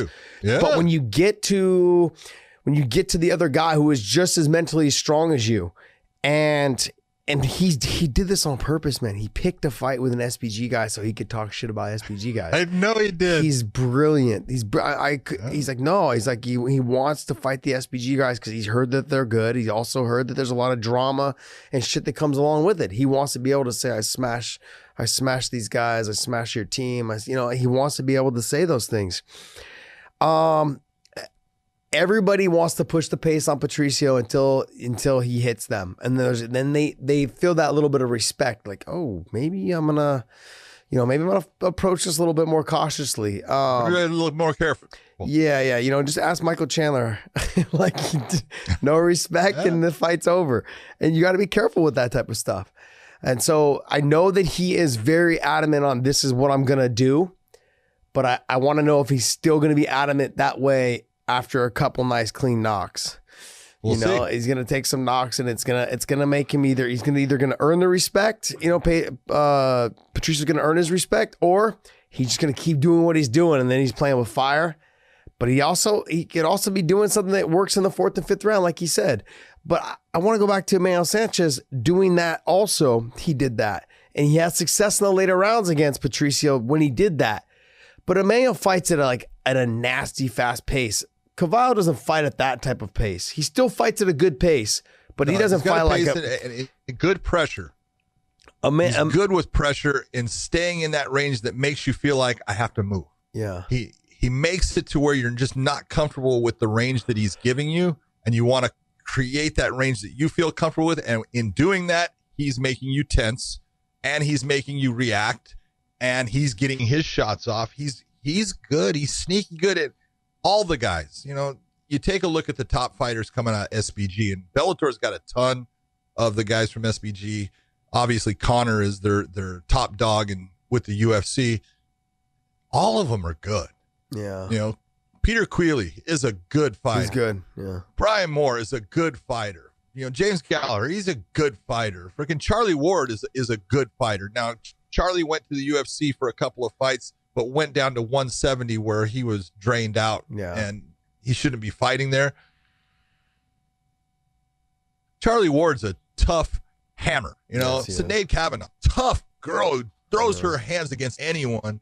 They've got studs coming out of that gym, you know, and all of them on the day of the fight, all of them show up. Yep. So, you know, knowing that, and, you know, Pedro had, he had, mild success in the beginning of his career. When he decided to go to SBG, move from Portugal to Ireland just to train there, has been there, living there since. You know, his career has taken off, and the success, you know, it's written out there because of all the hard work he's put in with those freaking savages in that gym, just making him better and better every day. Yeah, that's good. Yeah, I think it's going to be a good fight. I want to see if Pedro still sticks with the game plan of pushing the action. We'll see if he can after he catches a couple knocks from Patricio, because not a lot of guys stay on their feet after they get hit by him. And then on top of it, not a lot of guys, they all say they're going to come in. Look at Juan Archuleta, said, I'm going to come in there, I'm going to get in his face, I'm going to push the pace. Yeah, that didn't work. He got dropped. Once he got dropped, the whole game plan changed. He just changed. Yeah, he just stayed on the outside, just try to like jump in real quick and get out. There was never any moments where he was like, let's get in there and get after it after he got dropped. So guys, they say that, but then Patricio changes their mindset after he hits him a couple times. I didn't see the first fight with Emmanuel Sanchez and Daniel Weichel. Can you tell me how it went?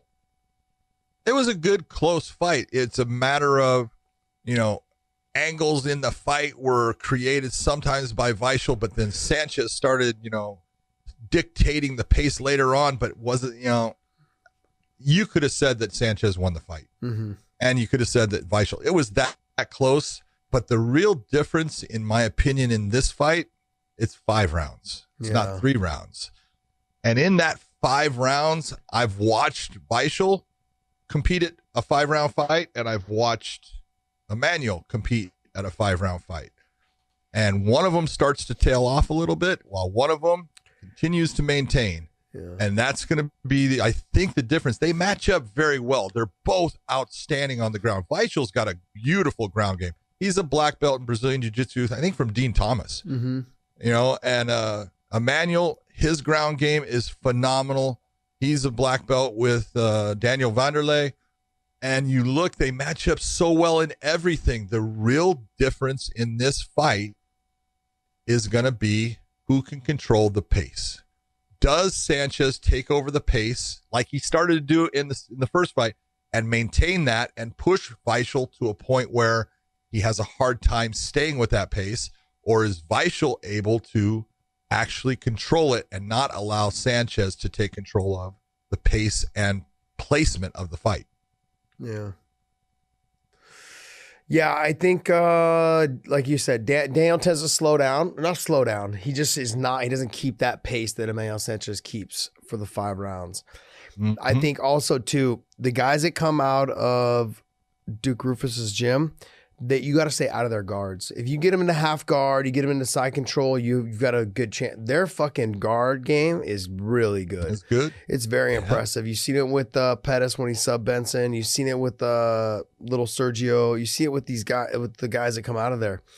And Emmanuel Sanchez, they're really good off their back, and they're good from the inside the guard position. When they've got someone in their guard, their armbar triangle game is nasty good. It's quick, it's explosive, and they got very strong legs. I don't know if it's from all the kicking, but when I trained a little bit with Pettis years ago, before he was the champ, I got into his guard, and I was like, dude, his grappling, his armbar triangle game is really good. It's strong. His setups are fast. Everything is good. When you get to half guard, you get to the side control. This was back then. He wasn't that good. He was still struggling at the time. He's obviously a lot different of a fighter now, off of his back and his grappling and everything like that. But at the time, I just see it. I see it in all these guys, from Emmanuel Sanchez to Pettis, both the Pettis brothers, and it's impressive, man. You got to stay. If you're Daniel Weichel, you got to stay out of his guard. You've got Daniel does something very well. He makes guys fight to a slower pace normally. Yes. But that's what I'm talking about. But Emmanuel Sanchez is not someone who normally follows that line. You saw with Patricio. Like, Patricio hit him with some good shots, and he's like, fuck it, my game plan is to keep coming forward. And that was his game plan, and he just kept doing it. You know, and that's why I wanted to know if Pedro Kumail is going to follow what he said he's going to do. He's like, I'm going to push the action. I'm in the best shape of my life. I saw him at the Ireland show, and we talked, and he's like, you don't get it. He's like, this is the best camp I've ever had. He's like, I'm fucking more focused and more determined and more ready than ever. And I mean, we talked for a good probably 10 minutes, and he's just like, I'm ready, man. He's like, I actually just waiting. He's like, 2 weeks ago, I was ready. He's like, I'm ready now. Like that. And this was, 2 weeks ago. So for a month, he's been ready. He's waiting for this. He's been ready. So Emmanuel Sanchez, he knows what he needs to do to get it done, but can he implement it and not be stuck fighting Daniel Weichel's pace? Because he finds ways to make guys fight his pace. He fights a very slow, controlled.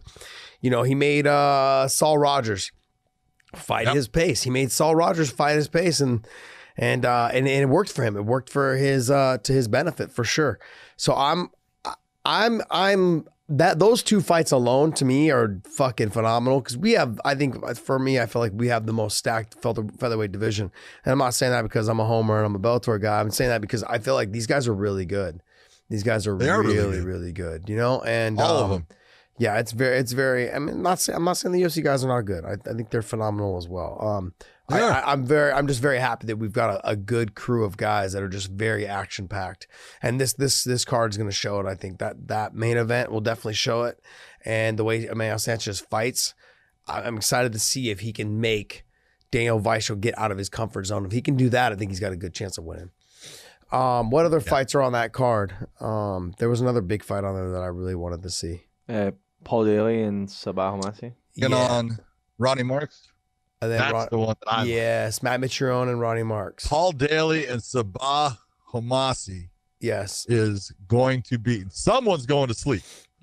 Okay, because Sabah Homasi likes to set his feet and throw down with guys. I don't see him trying to take Paul down. Paul, we all know, you can say what they want. He is still one of the most devastating knockout artists with his hands that MMA has ever seen. His left hook, I've said it too many times, the best left hook in all of MMA.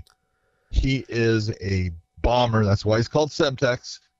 And someone's going to sleep in that fight. I say that, and it'll end up being a decision because I'll jinx it. But I don't see how that fight can end up going the distance. Just don't see it. So you're saying that Paul Daly's got dogs in his hands? You're going with the dogs. I'm going with the dogs. He's got dogs in his hands. Yeah, I'm out there. Who made that video? TNT. Somebody on IG made a video about me from Rogan, and then also here, and then the crickets and people. You and Dave like just went, awesome. Oh geez, It was good. I'm gonna have to you guys. I'm gonna have to post that on my IG just so you guys can take a look at it and laugh at me. It was pretty funny. I gotta say, I laughed at myself a little. He's got dogs. But Homasi, man, Mm-hmm. Look, Homasi it's only had one fight.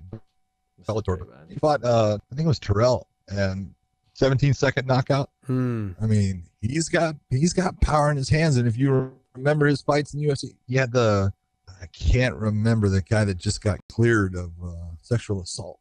I can't say his name. It starts with a name.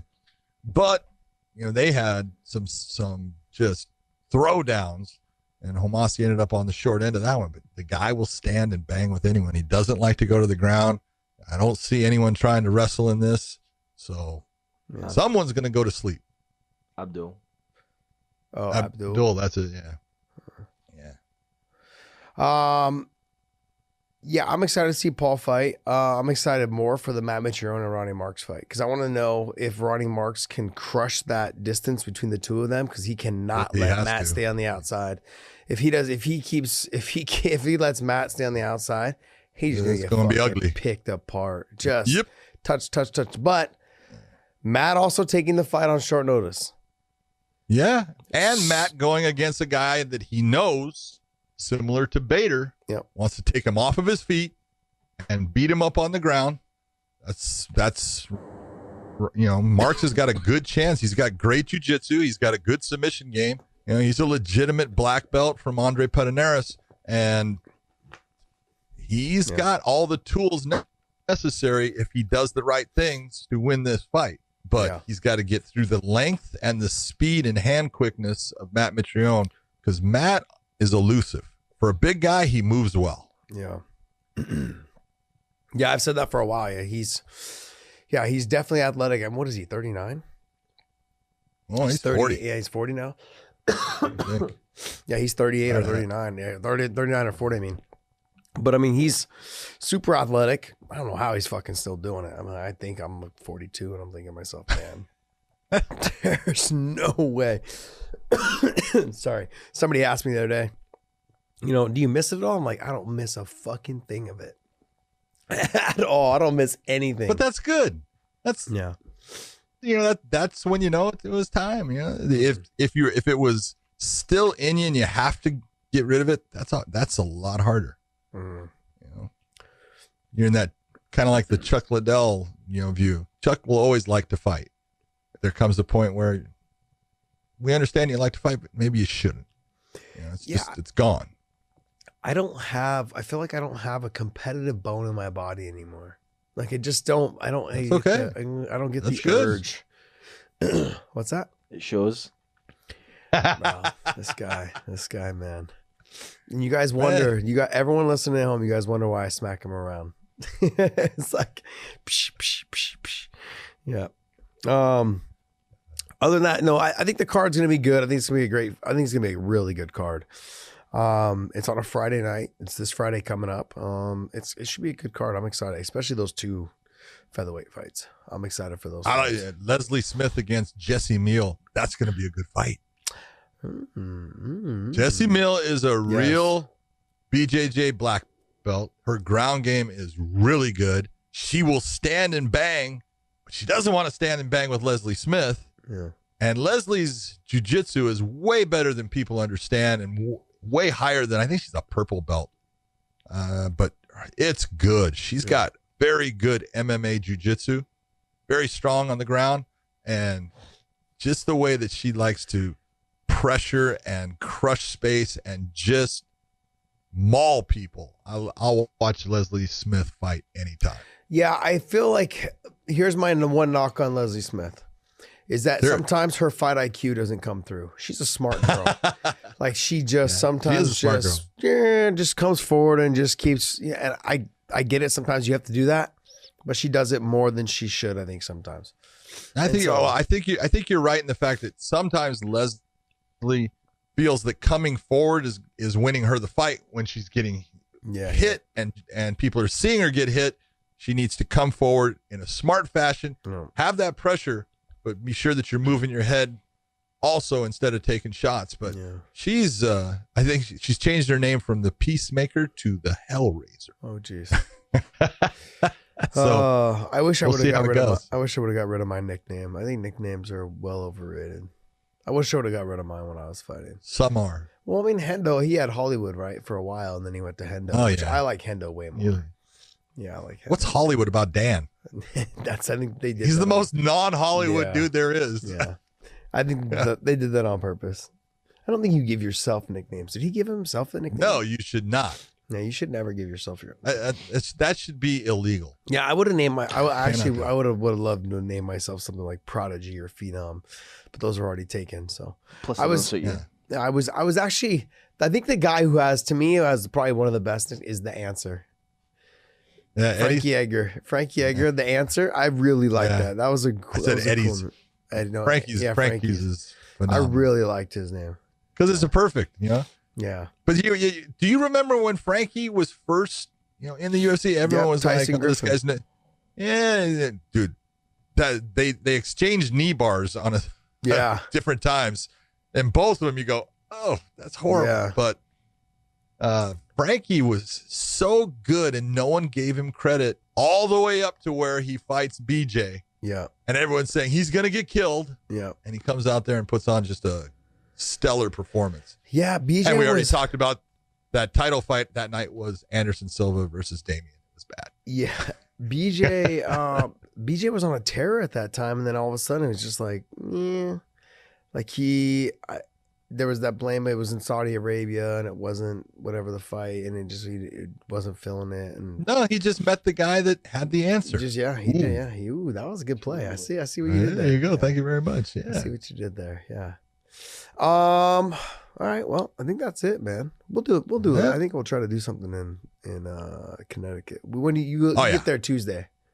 Tuesday. Yeah, I don't get there till Wednesday morning. Tuesday night.